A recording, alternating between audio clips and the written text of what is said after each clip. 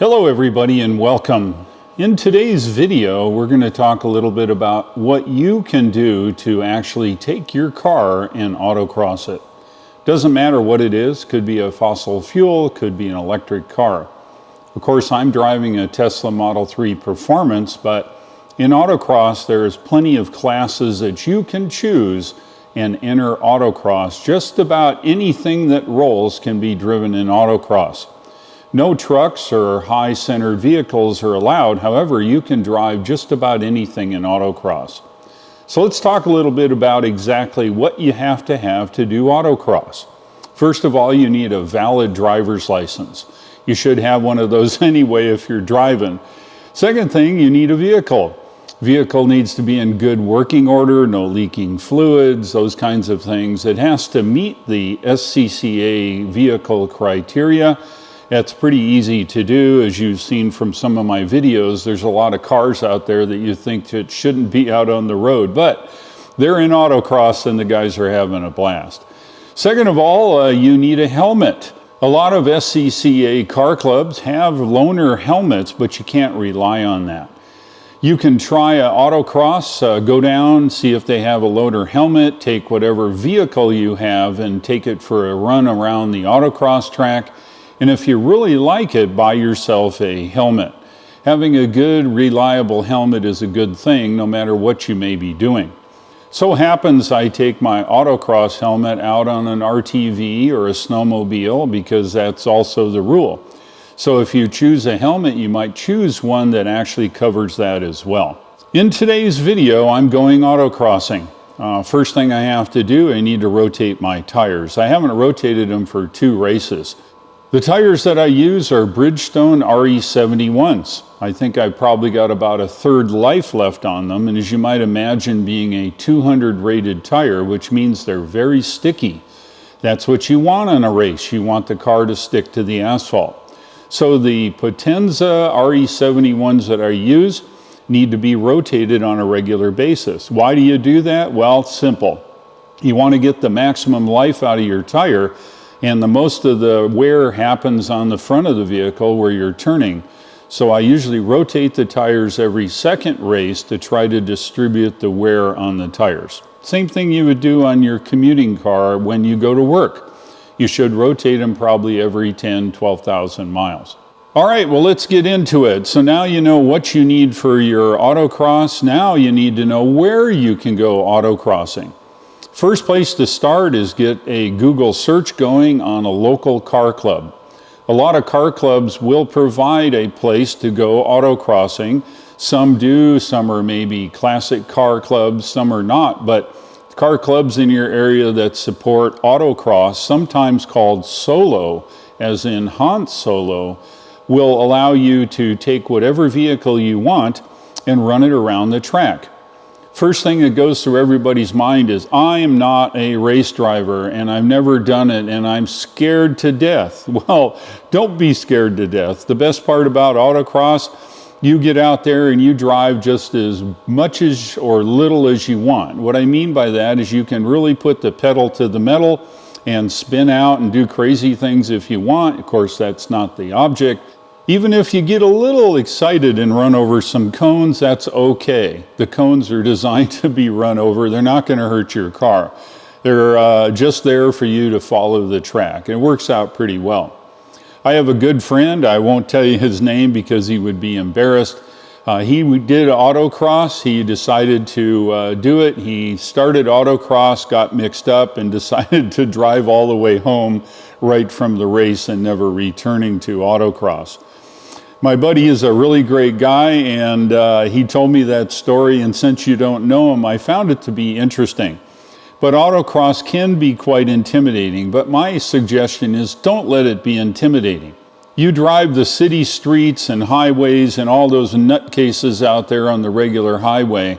The good thing about autocross is there's nobody else on the track and it's just you.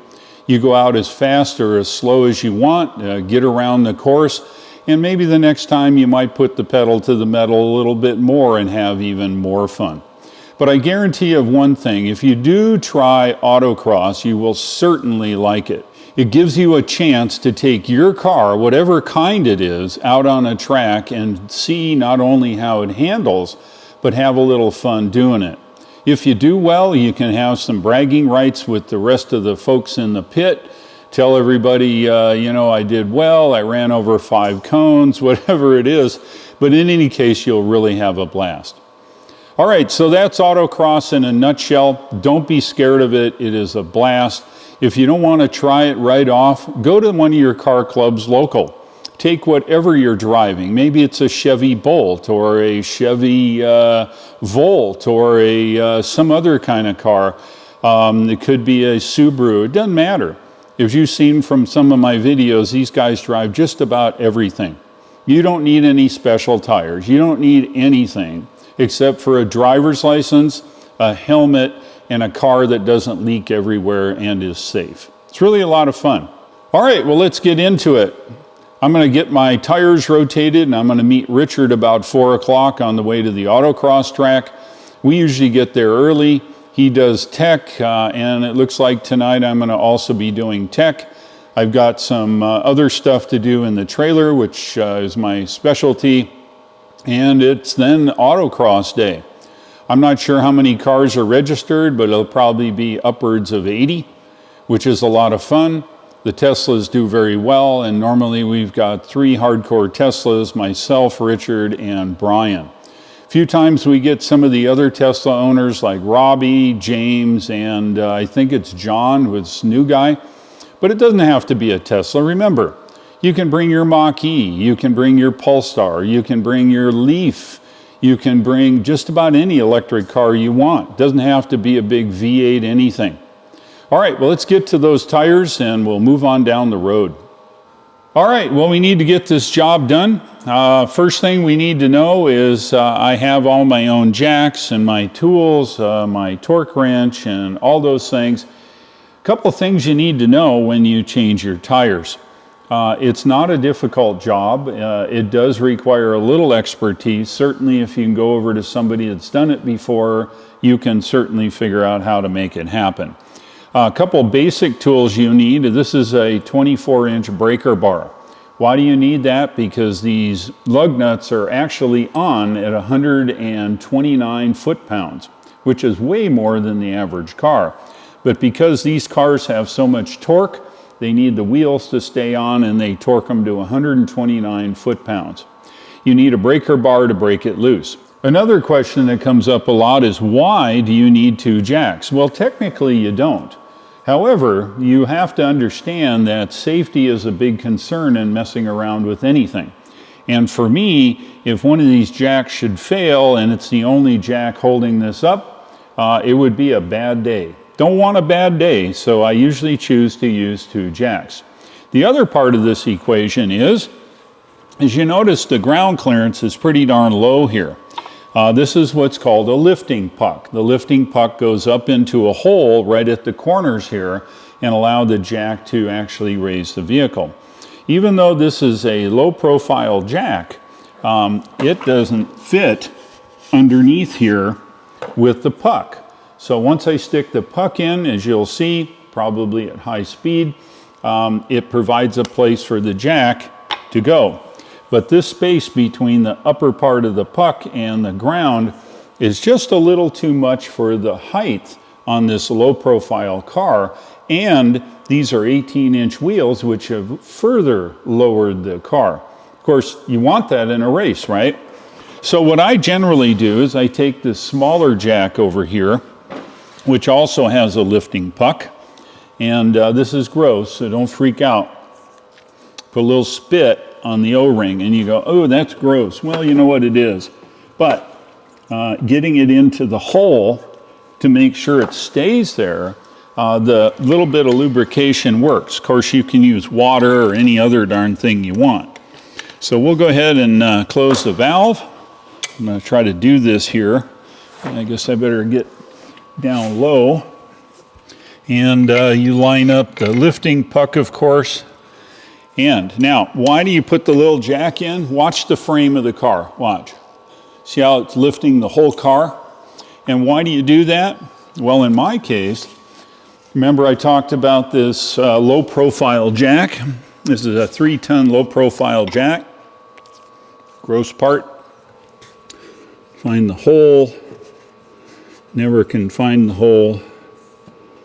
Come on, baby. There it is. Richard's marked his. I guess if I was smart, I'd put a little tape right here. Anyway, we do the same thing, but you can't see this, but I only have maybe less than an inch of clearance after first jacking the car with the small jack. All right, so both jacks are set. They're both hooked up with their pucks. And now I put just enough up pressure here to allow the car to come up a little. But the next step, of course, use the breaker bar. You have to break these nuts loose using the leverage of the breaker bar.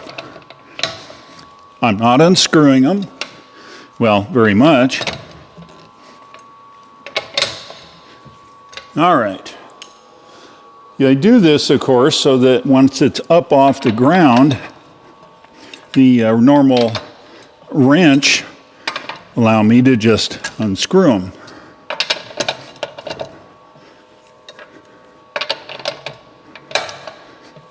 All right. Okay, all the nuts are loose. Now the next step, use my electric drill. And I've got a 1/4-inch drive here to another socket. All right, the next step is use my electric drill, 1/4-inch drive, 1/2-inch drive into a 21mm socket. I use this to spin off the lug nuts. All right, time to jack it up. I can do this maybe.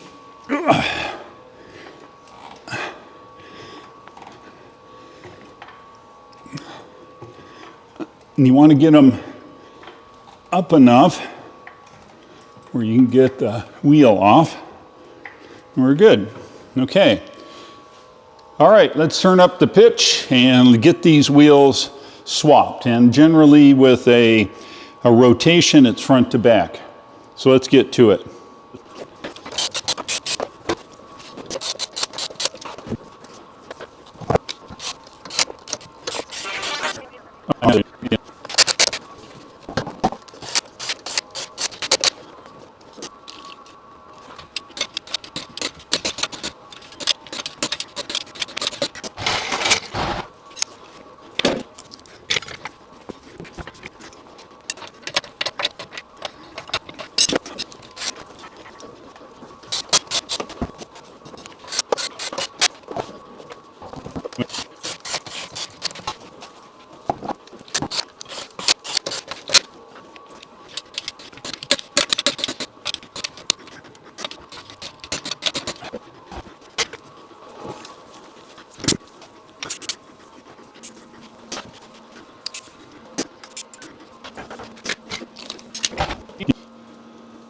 That's that boy.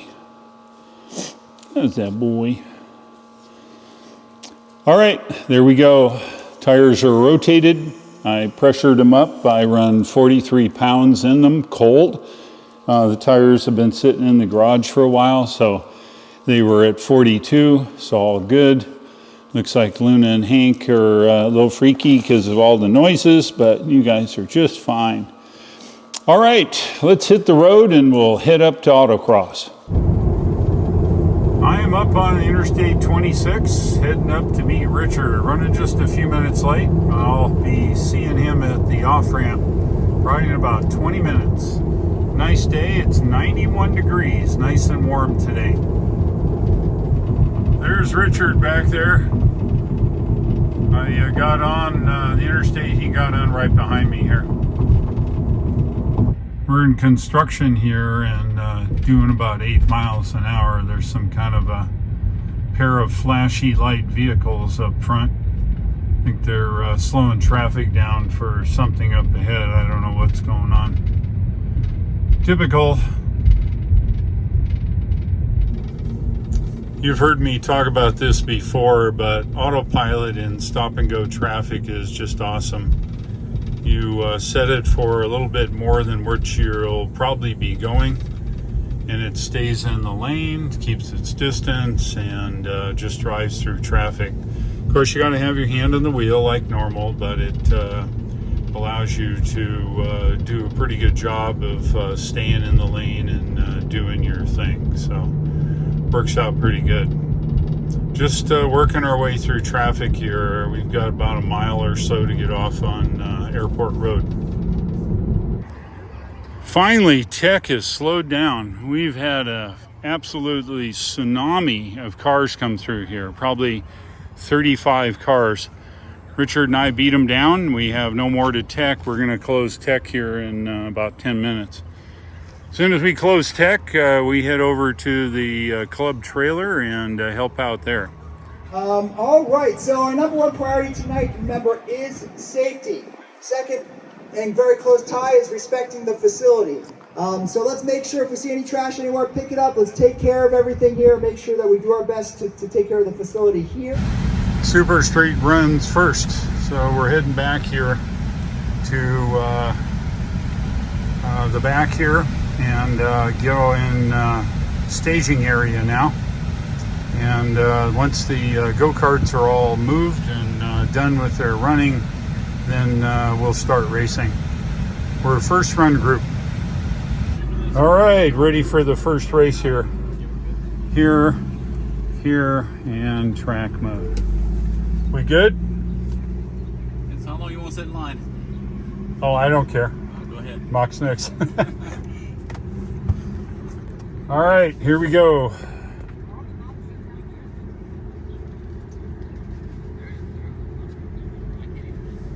Run one behind John here. Eric with a 38.912. Corvette of John Christenberry on the track.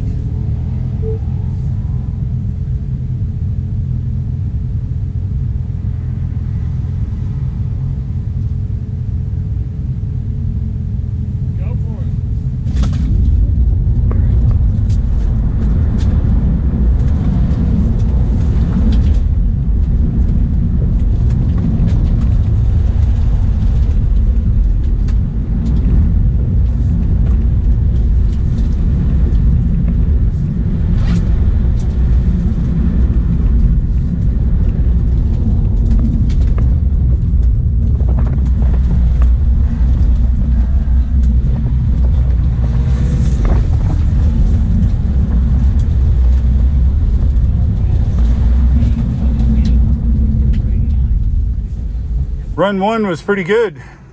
I've got 35.3. It worked out good.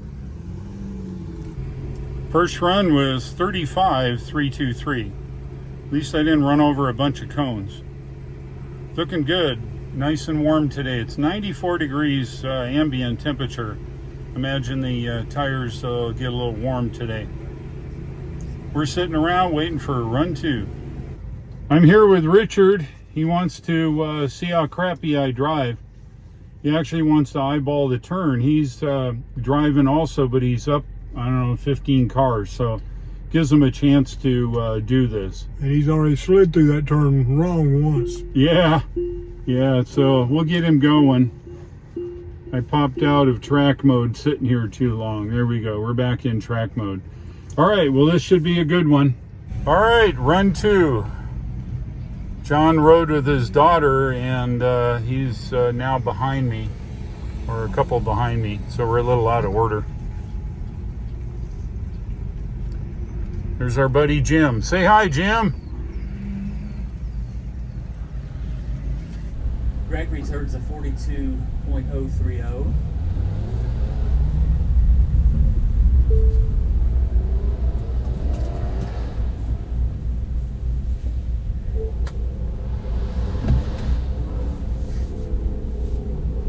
Eric Cox is running right now in a 16 Honda. And here's Eric Caldwell, 39.539.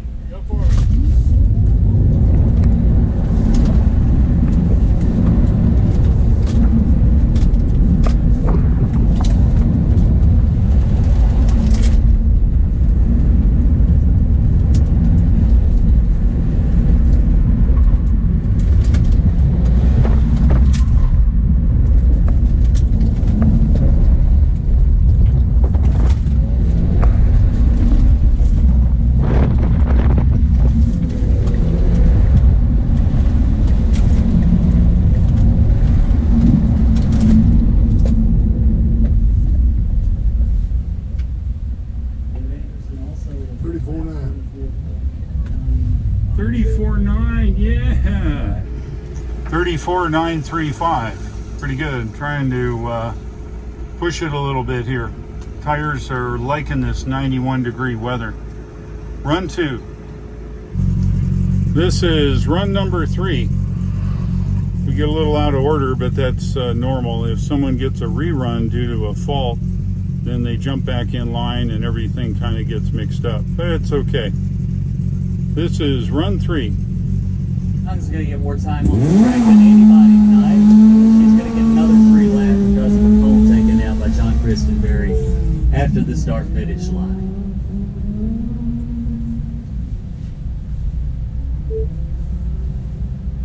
So Preston Black is on the track in his 69 Mini. Go for it.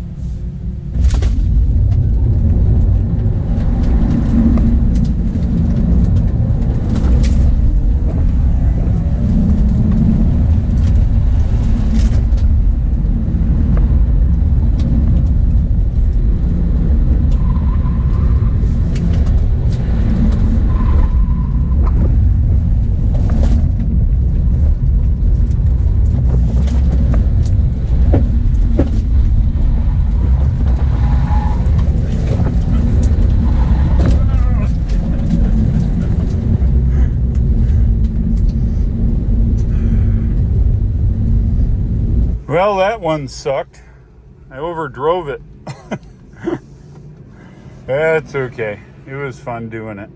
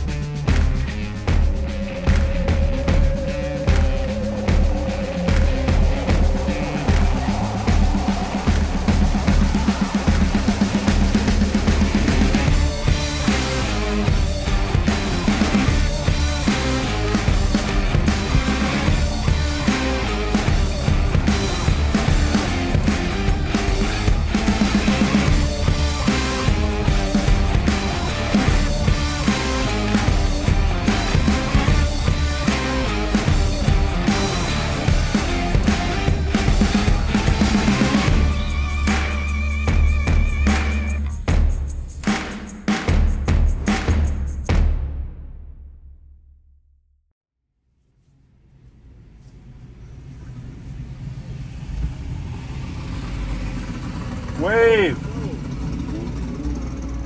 Having fun yet? What's that? Are you having fun yet?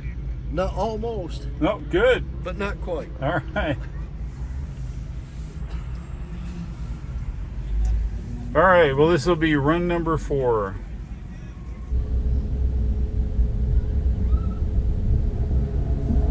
Keep Young going out again in his Neon.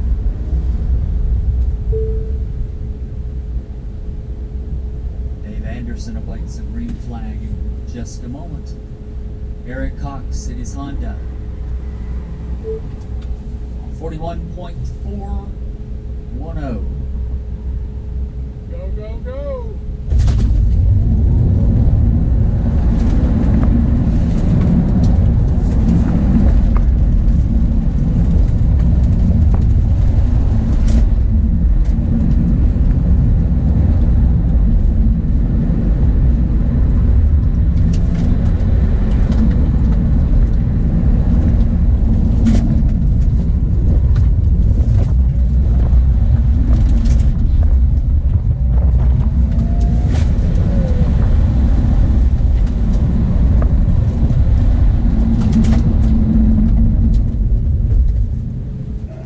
Yeah, that seemed really fast, but I got to look at the computer here when I get back to the parking spot. That was run number 4, 34.162. I almost cracked 33, but that's okay. The car was performing great as long as I didn't overrun the corners, which I did last time. The car sticks pretty well. All right, run number 5 next. We're going to take one of the grid guys. He's never been in a Tesla, so this should be a good ride for him. Hopefully he'll give me some luck. All right, everybody, this is Sawyer. He's riding along with me, and we're running number 5. Got to get my helmet on. It's a real ordeal being 6'6".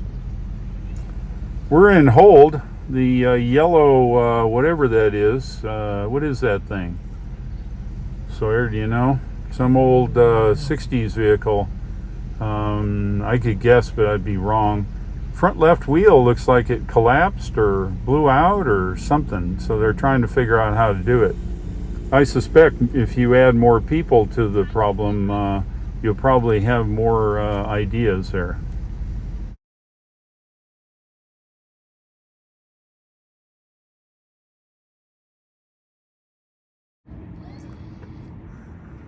It looks like we only get 4 runs tonight. The yellow car broke something in its front left wheel.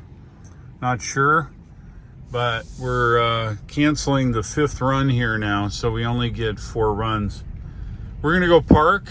We've already done our duty by doing the tech, Richard and I. He's there in front of me. We're gonna go park, and I brought a sandwich. I'll have that, and we gotta wait around for the car to get cleared. Yeah, it looks like finally it's off the track. So otherwise it'll take until midnight to run another 5 runs plus 1 more for us for the 2nd run group. So we're just gonna chill out and hang in here. This is the 2nd run group. Everybody's getting ready to roll.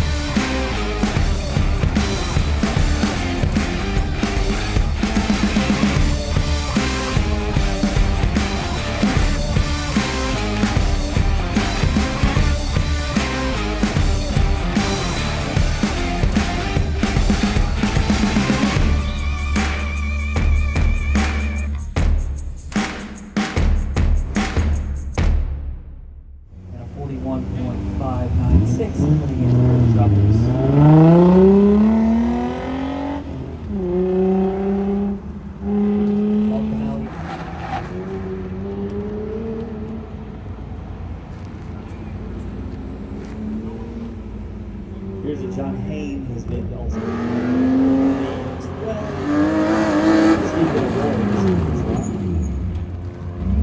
Daniel Johnson runs a 34.766. Check it out. Extra crispy hash browns. Extra crispy waffle. Just about home. Man, it was a great evening. Had a great time at Autocross. We went and conquered The 3 Teslas did very well. Brian came in at 33,435. That's 33 seconds, .435. I came in at 34.162. Richard was at 36. Richard had a cone killing spree. I think he hit a cone just about in every run. I talked to him later on. He said that I think he was trying to go a little hard tonight. But in any case, it was 1, 2, 3 in the Super Street category. It was fine. If we look at the raw category, you'll see that the first fastest vehicle is a go-kart. Generally, we discount them. The next one is Sean. Sean had a good evening in his McLaren, and he came in first place of the cars. Brian Dickinson was right behind. I came in 5th place of all the cars. So I had a really great evening myself. All in all, it was wonderful time doing autocross tonight. Remember what I said when we started this, it's not too late to have you go and drive autocross. Don't be afraid, you can drive just about anything. You can drive your ice car, you can drive an electric car, and you'll have a blast doing it. It's really a lot of fun. You get out there and drive you around as fast as you can on the track. So you can see from my videos that really is a lot of fun. Do you have to do anything to your car? Absolutely not. As long as your car is not leaking or has some other issues, and that you have a valid driver's license, and then of course you have to have a helmet. A lot of times you can borrow that from the car club. Go find a car club and see if they have an autocross, and first thing to do is go out and watch it. Don't be scared. You go ahead and sign up and just go as fast as you're comfortable. The next time you go a little faster, and each time your smile gets bigger and bigger. Hope to see you on the autocross track. I'm pretty sure that you'll have a blast doing it. If you like tonight's video, go ahead and click the like. Click subscribe, and as you know, I would certainly appreciate it if you would subscribe. Thanks for watching. I'll see you in the next videos, and take care.